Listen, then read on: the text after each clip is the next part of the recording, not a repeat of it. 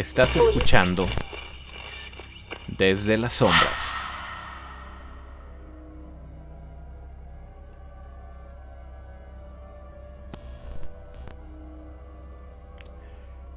Los cambios en la casa Bianchi no fueron inmediatos ni espectaculares. No, hubo dinero cayendo del cielo, solo pequeñas mejoras, casi invisibles para cualquiera que no viviera ahí. Primero, la comida alcanzó. Alcanzó para que todos pudieran comer hasta 3 veces por día. Después, las deudas dejaron de perseguirlos. Luego, algunas herramientas nuevas, ropa nueva que no pasaba de hermano a hermano, zapatos que no tenían que parcharse. Giovanni observaba todo con una atención silenciosa. No celebraba ni agradecía. Solo medía cautelosamente. Durante un tiempo creyó que aquello era suficiente, que quizá la entidad había cumplido su promesa de forma modesta y prudente, que tal vez el sacrificio había sido solo el precio de salir del fondo. Pero el hambre tiene memoria y el dinero se acostumbra a irse. Eventualmente, con los meses, los gastos crecieron. La comida era más, pero también las exigencias siempre de mejores platillos. La vida mejoró lo justo como para volverse más cara.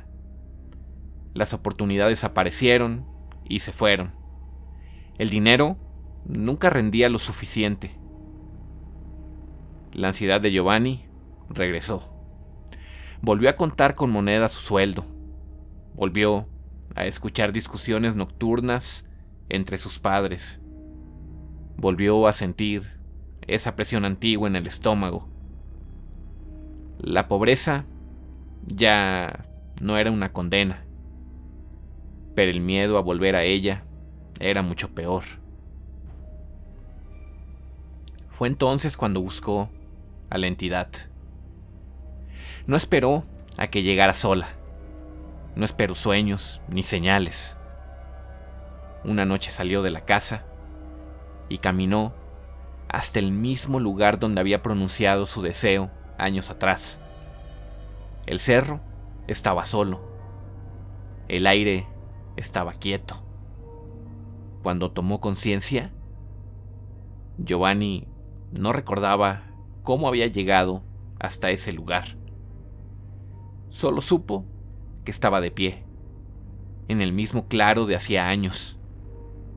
El suelo estaba frío, la tierra húmeda y el aire tenía ese olor metálico que antecede a la lluvia, o a algo peor. Tampoco había luna esa noche.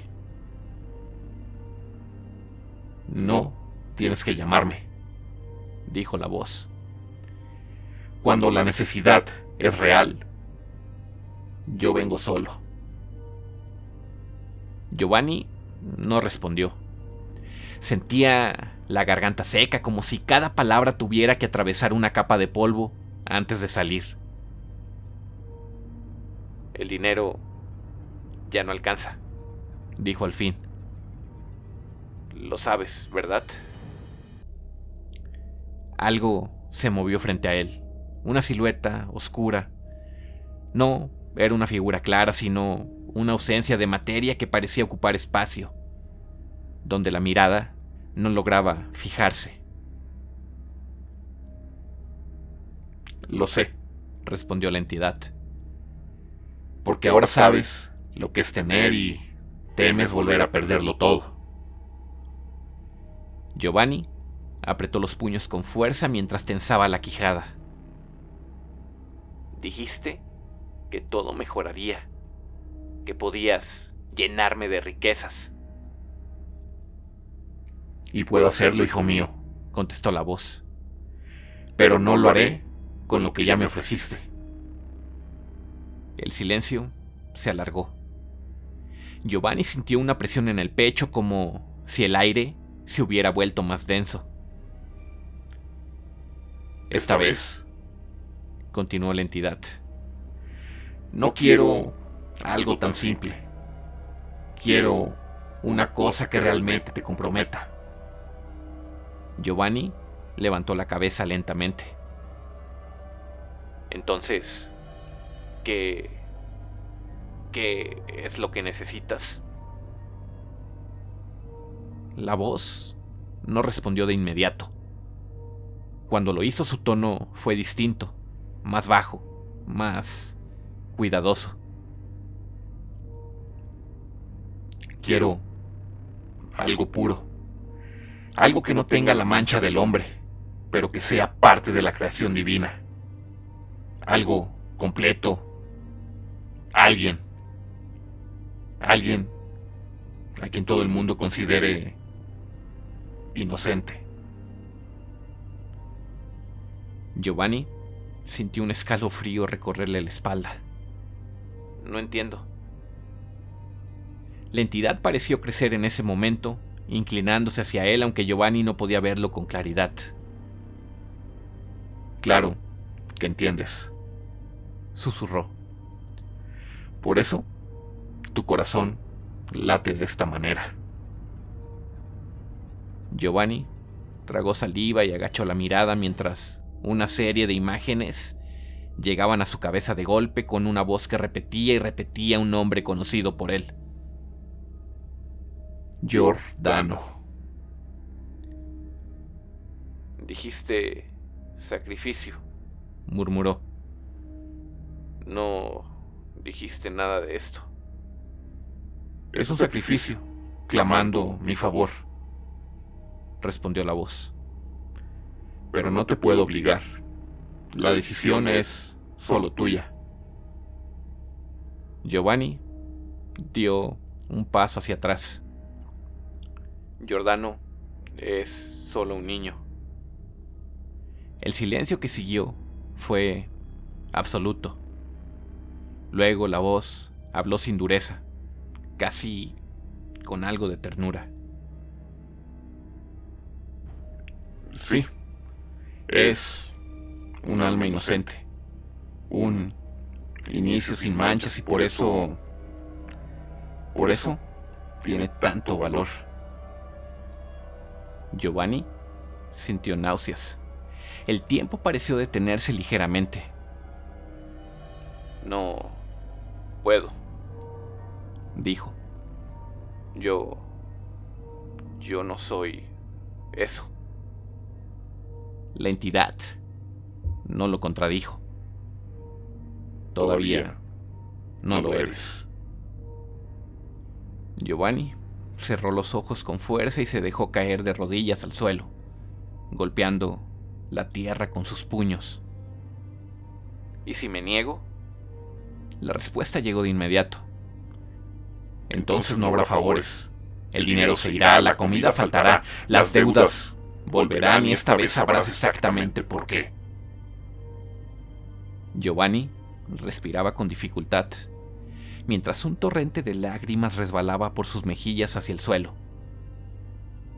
No te estoy obligando, continuó la voz.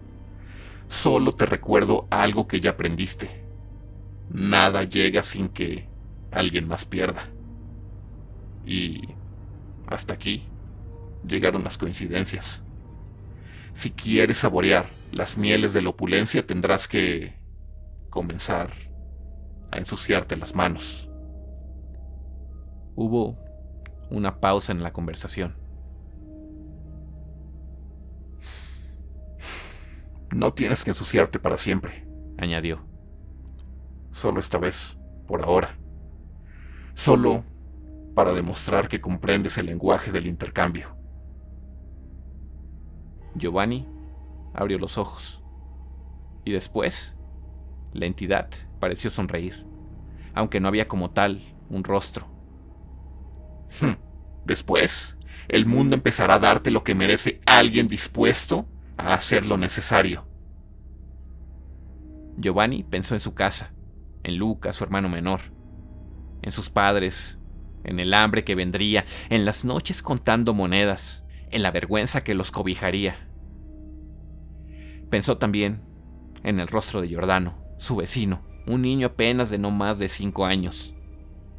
Pensó en su risa, en su voz atravesando las paredes delgadas del pueblo. Las manos le temblaban por los nervios. No tienes que verlo, dijo la voz, leyendo su pensamiento. Solo tienes que cumplir con lo que te demando. Yo lo pondré a tu disposición, pero tus manos serán las que tienen que trabajar. El viento sopló por primera vez en toda la noche. El ambiente se tornó pesado, lúgubre, sepulcral. La entidad no pedía violencia, pedía una renuncia. Renunciar a la última línea que separaba al hombre del monstruo. Si haces esto, susurró la voz, el dinero llegará. Verás resultados inmediatos. Pronto la plenitud te brindará consuelo y olvidarás todo lo que estás a punto de hacer. Giovanni bajó la cabeza. No dijo nada, pero se puso de pie y dio un paso hacia adelante. Y eso fue más que suficiente. Esa noche ocurrió el crimen. El pueblo despertó con gritos, con puertas abiertas, con gente corriendo sin saber hacia dónde. Un niño del pueblo había sido encontrado muerto en un terreno cercano, en el camino que lleva al cerro más alto. Nadie quiso describirlo con detalle. Bastaba con decir que el cuerpo estaba clavado en una cruz, incompleto, dispuesto de una forma que no parecía fruto de la ira ni del robo, sino de algo más frío, más intencional. Alguien habló de rituales, alguien más mencionó al diablo, y otros pocos hablaban de un castigo divino. Lo que había ocurrido, cubierto por el velo de la noche, fue lo siguiente. Giordano abrió los ojos alrededor de las 3 de la mañana, mucho antes de que el gallo cantara. No supo por qué, solo despertó con mucha sed. La casa estaba en silencio, pero no en calma. Había una vibración tenue en el aire, como cuando una tormenta se aproxima sin truenos. El niño permaneció inmóvil unos segundos, escuchando. Entonces fue que lo oyó. No, era una voz clara. No venía de un punto exacto. Solo se dejaba sentir en el aire, atrapándolo en una nube hipnótica. ¡Levántate! Giordano pensó que era un sueño. Cerró los ojos con fuerza, pero la sensación no se fue. Al contrario, se volvió más insistente, pero más suave, como una mano invisible posándose en su espalda. No tengas miedo, Giordano. El niño se incorporó lentamente. Sus pies tocaron el suelo frío sin hacer ruido. No sintió urgencia ni peligro. Sentía algo mucho peor: confianza. Caminó hasta la puerta de la casa. Nadie se despertó, ni sus padres ni el perro. Cuando abrió, caminó directamente hacia un sendero. Lo siguió como si ya supiera el camino. El monte parecía distinto esa noche. Las sombras no se movían con el viento. Permanecían quietas como si observaran. Giordano avanzaba a paso firme. Cada vez que dudaba, la sensación regresaba. Es aquí. Solo un poco más. El niño caminó descalzo entre la tierra y las piedras sin lastimarse. Las espinas parecían apartarse, los grillos habían callado. En lo alto del cerro, algo le llamaba. Giovanni seguía en la cima. La voz ya no respondía a sus preguntas. Impactado por la petición, bajó temblando rumbo a su casa. Unos metros camino abajo, lo vio. Giordano estaba de pie entre el monte, inmóvil, viendo al frente. No lloraba ni temblaba. Sus ojos reflejaban la oscuridad como si ya no pertenecieran del todo a este mundo. ¿Giordano? Susurró Giovanni. El niño giró la cabeza lentamente. No pareció sorprendido. «Te tardaste», dijo con una voz que no era del todo suya. Giovanni sintió que la sangre se le iba a los pies. ¿Quién te dijo que vinieras? Giordano sonrió apenas. Dijo que tú sabrías qué hacer.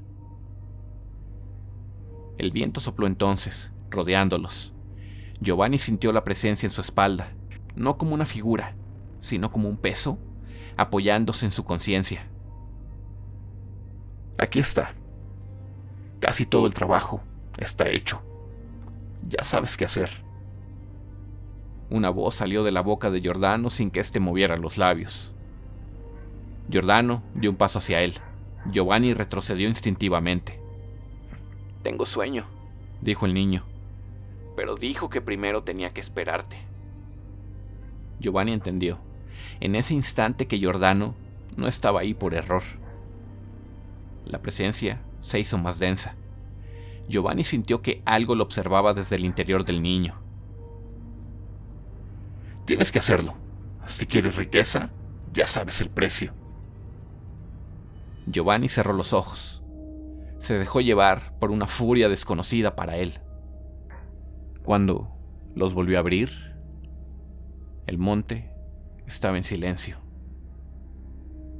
Su ropa bañada en sangre, pero el pueblo abajo aún dormía.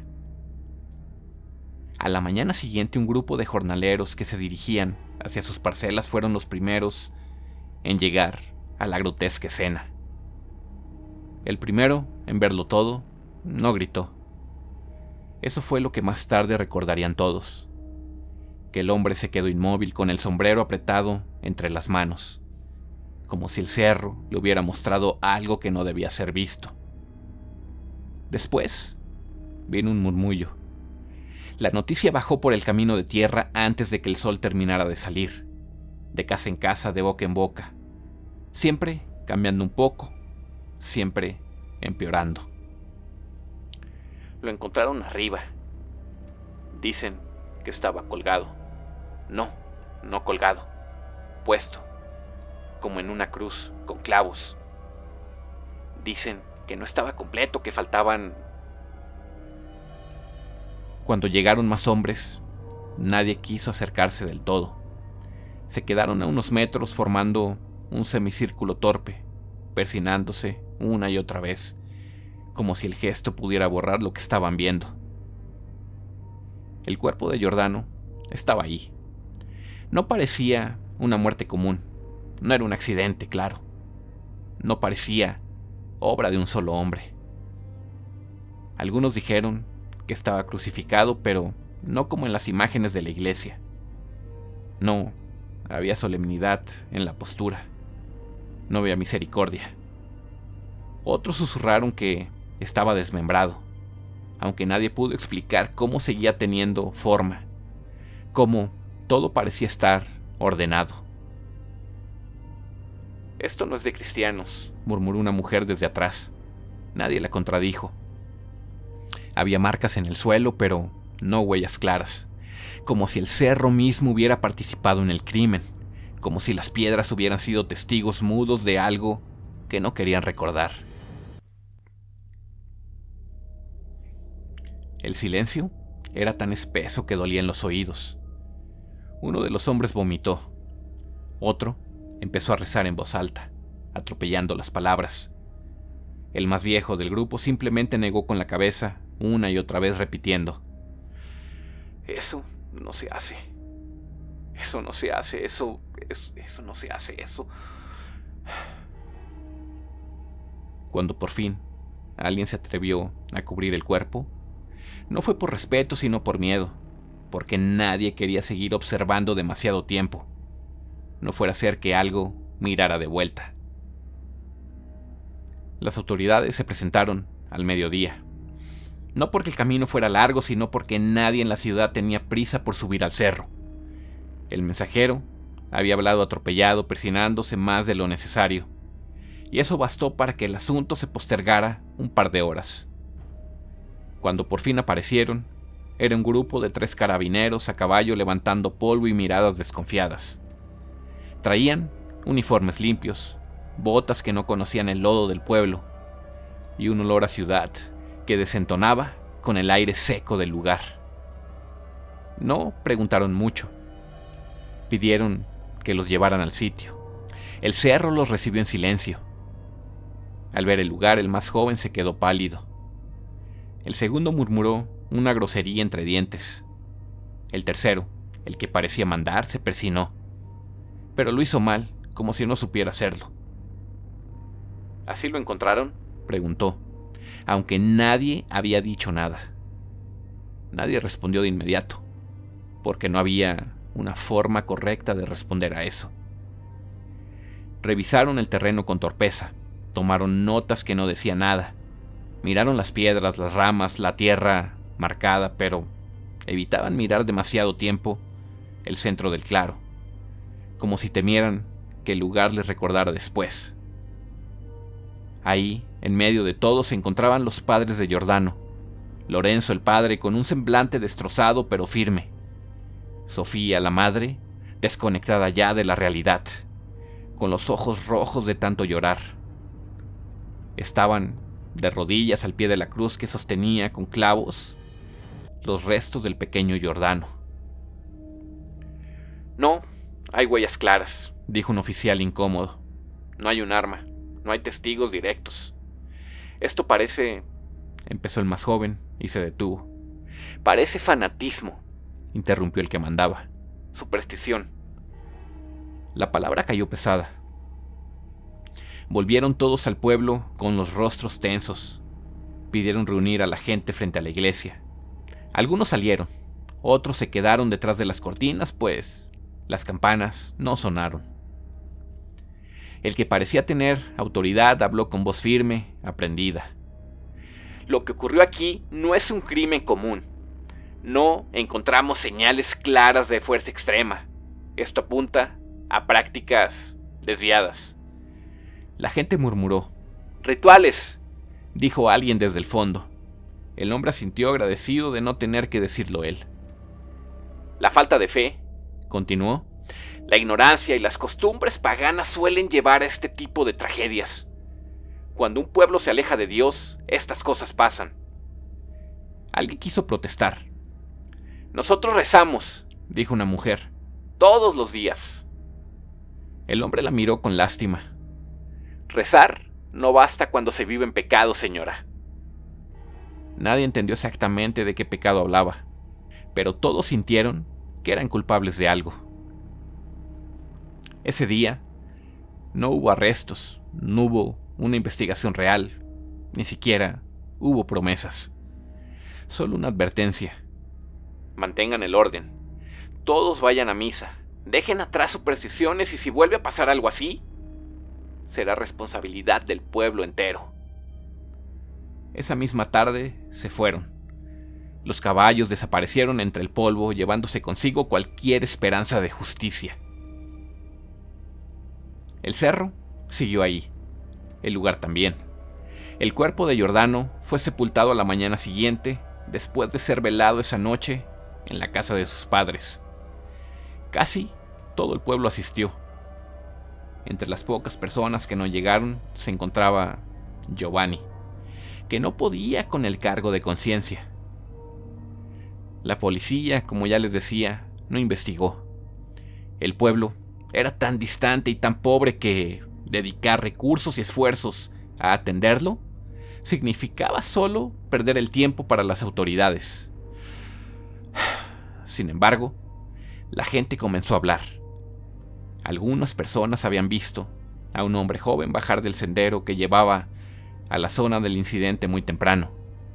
La mañana en que fue encontrado el cuerpo de Giordano. Nadie se atrevía a señalar directamente a nadie. Hacerlo significaría casi por seguro la muerte del acusado en la horca. Todos tenían miedo de equivocarse y señalar a un inocente. Pero algo era claro.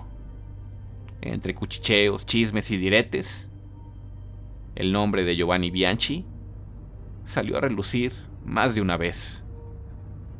Pero como suele ocurrir en este tipo de casos, pese al dolor de la familia Olivero, los padres de Giordano, sin pruebas sólidas ni testigos que declararan, nada se podía comprobar, y el caso se cerró lentamente, como se cierran las cosas que nadie quiere entender. Pero eventualmente la vida de los Bianchi cambió. Días después, un dinero inesperado llegó. Una herencia lejana, dijeron. Un trato se cerró sin explicación. La despensa volvió a llenarse y esta vez la comida sobró. Giovanni no celebró. No durmió durante noches, porque ahora sabía la verdad que la entidad nunca le había dicho en voz alta. Los sacrificios no eran simbólicos. Nada era metafórico ni negociable. Y lo peor no fue la culpa, fue la certeza que llegó a sentir. Si el dinero volvía a faltar, ya sabía exactamente lo que tenía que hacer.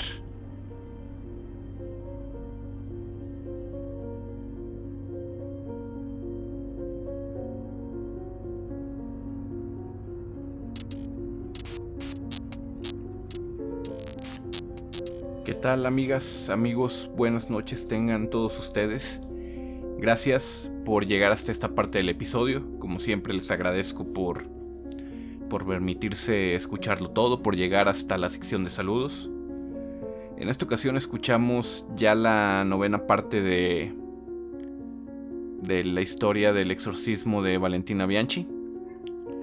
Un segmento que ya habla sobre el abuelo Giovanni Bianchi, que ya lo estuvimos tocando en los 2 episodios anteriores. En esta parte seguimos con la evolución que tuvo Giovanni en su trato con la entidad que le está ofreciendo riqueza. Vemos en esta ocasión un sacrificio que realizó él de manera directa contra ya ahora sí contra un niño como tal. Es algo fuerte, un episodio un poco fuerte. Espero que no les haya perturbado demasiado. Espero que se haya mantenido dentro de lo prudente. Disculpen si me excedí un poco. Solo quiero darle algo de... no de crudeza a la historia, sino de...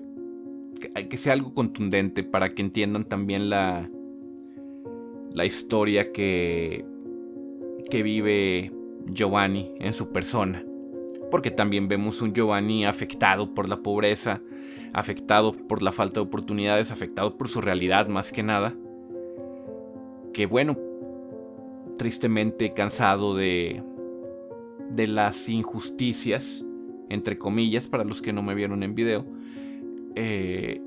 busca una salida, una puerta, algo que bueno, a lo mejor la mayoría de nosotros no logramos entender, pero tenemos a una persona que realmente ni siquiera tenía para comer. Y bueno, no busca algo que le facilite la vida, ¿verdad? Bueno, yo creo que ya vamos a seguir hablando en los siguientes episodios de la historia de Giovanni Bianchi. Se viene ya la parte definitiva en la que obtiene finalmente una riqueza desmesurada, la que termina empoderando a la familia, haciéndola parte de un régimen, haciéndola parte de la política de Italia, pero que tristemente o afortunadamente para ellos, no sé cómo decirlo, depende del punto de vista, hace que tengan que emigrar del país y bueno, llegan a México y entonces sí, ya se desarrolla la historia que todos ya conocemos sobre Valentina, ¿verdad? Pero pues todavía falta para llegar a eso, así que esténse muy pendientes de estos próximos episodios. Sin más, me quiero ir rápido a los saludos. Disculpen, ahora sí que me puse a grabar la despedida y ni siquiera tengo abierta la sección de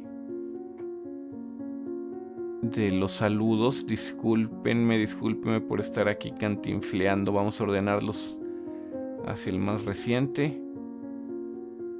Y bueno, tenemos ahora sí. Vamos rápido con los saludos de YouTube. Bueno, tenemos por ahí, subí un clip también, si se dieron cuenta, espero que sí. Subí un clip a Shorts, nos comenta Diana Varela, wow, y una carita de asombro. Les quise compartir cómo era que grababa, porque, híjole, para mí sí es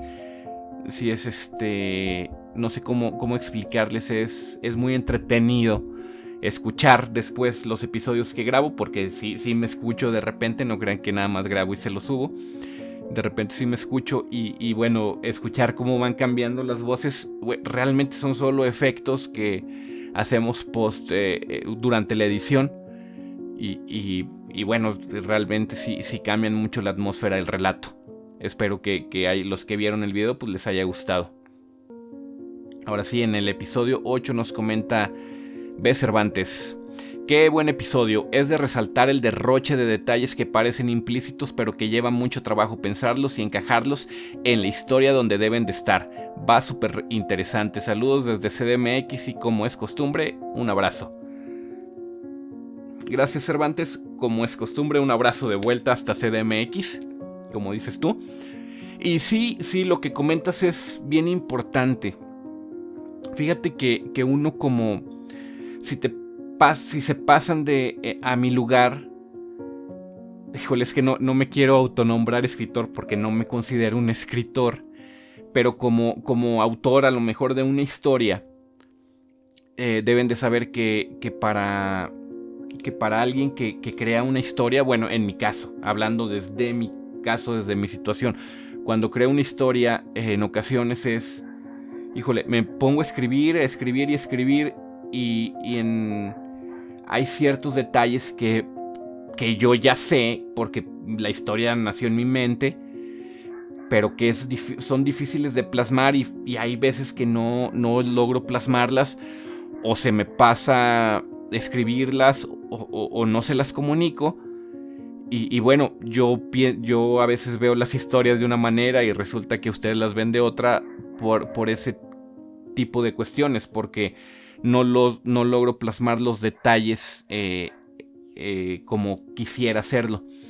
Es por eso que bueno, no sé si lo han notado, pero la manera en la que estoy escribiendo esta historia, híjole, es con sumo detalle. O sea, ahora sí que cada cosa que se me viene a la cabeza, cada cosa que imagino, trato de plasmarla así desde el momento en el que les narro, Giovanni dejó de respirar y volteó y giró su cabeza y su mirada se centró en tal punto. Es porque así lo estoy imaginando y porque quiero que ustedes así lo imaginen también. Y gracias, Cervantes, por la observación. Gracias por notarlo. De verdad que es súper padre sentir esa atención de parte suya. Cervantes, muchas gracias. Un abrazote hasta CDMX.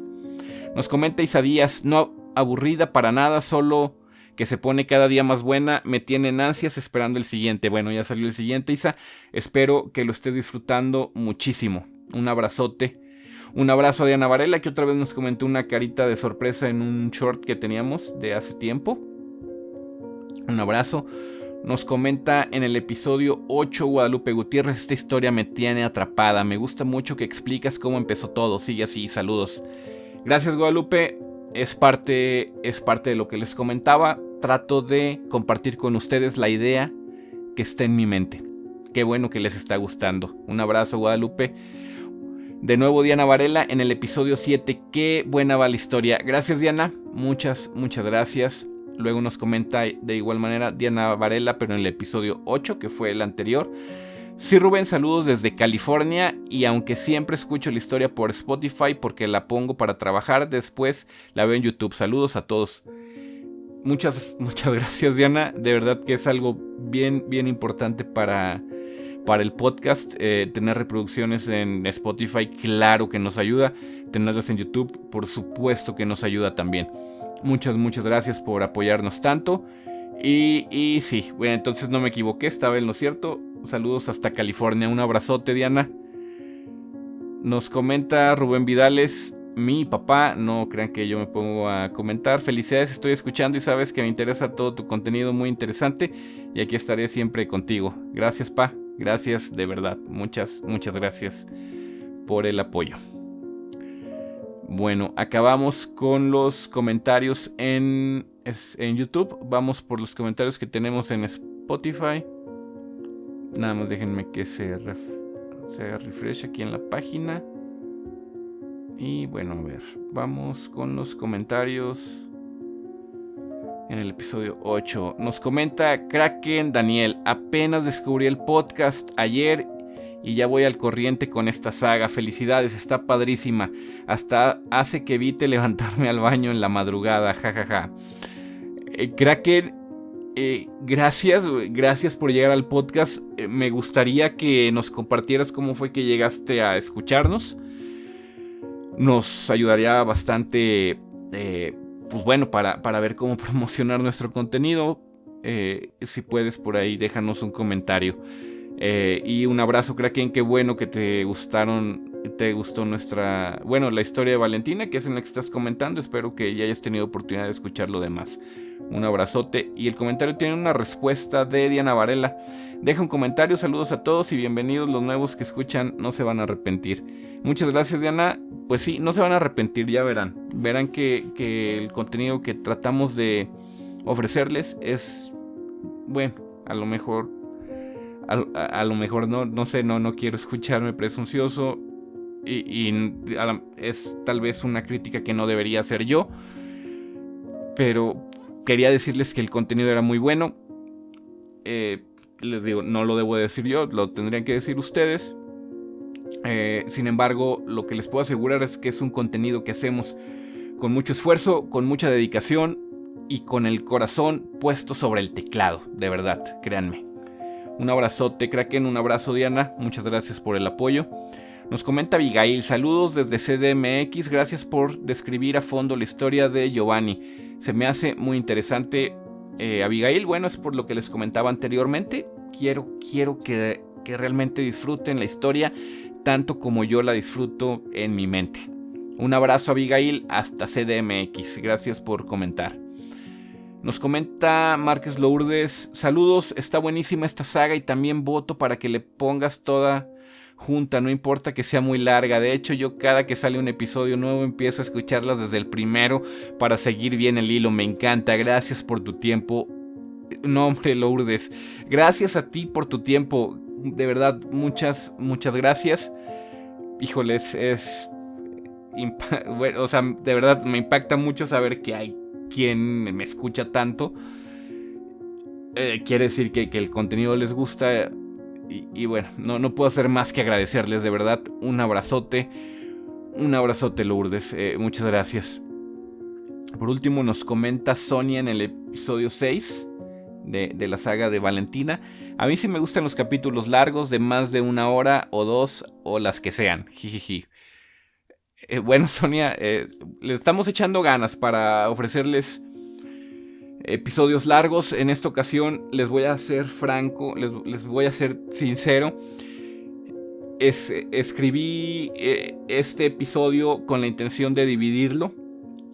Pensaba subir un poquito más de la mitad hoy y al final una breve, como un resumen de lo que realmente había sucedido durante la madrugada, todo el incidente con Giovanni y Giordano. Pero pues ya grabando, de verdad que me emocioné y pues me seguí grabando. Me fue gustando mucho cómo quedaba todo en conjunto. Y pues decidí dejarles todo en un solo episodio que al final terminó durando casi media hora. Entonces estoy seguro que la mayoría de ustedes lo van a disfrutar en demasía, de verdad. Híjole, no tengo nada más que agregar, salvo darles las gracias a todos ustedes por el apoyo al podcast. De verdad, muchas gracias. Yo sé que hay muchos que no alcanzan a comentar, que no pueden comentar. Créanme que soy consciente del esfuerzo que implica eso. Les soy sincero, yo rara vez comento en el contenido que consumo también, entonces los entiendo perfectamente. Y a todos aquellos que se toman la molestia de comentar, híjole, créanme de verdad que el agradecimiento y el cariño que les tengo es demasiado, porque sé que implica tiempo, tal vez no mucho, pero finalmente el tiempo es uno de nuestros recursos más valiosos, si no es que el más valioso, y que lo dediquen a escucharnos y a comentar en nuestros episodios. Créanme, de verdad que es algo que agradezco con todo el corazón, de verdad, créanmelo. Bueno, gracias a todos por escuchar. Recuerden, me pueden mandar su historia de terror para contarla. Ya como habíamos quedado, una vez que terminemos la saga de Valentina, yo pensaba hacer un episodio con una recopilación de las historias que me mandan. La verdad es que ya me mandaron tantas historias que no van a caber en un episodio, pero pues tal vez nos agarremos como una temporadita de estar subiendo historias de suscriptores antes de subir una saga nueva. Que también comenten qué les parece la idea. Sin más, me despido. Les mando un abrazo a todos. Les deseo una excelente semana. Aquí en México el día de mañana, lunes, es feriado. Primer lunes de febrero, celebrando el 5 de febrero. Espero que los que nos escuchan desde no desde CDMX, desde todo México, estén descansando, que nos disfruten mientras descansan en sus casas. Bueno, como les digo, les mando un abrazo a todos. Recuerden, yo soy su amigo Rubén Vidales y esto fue Desde las Sombras.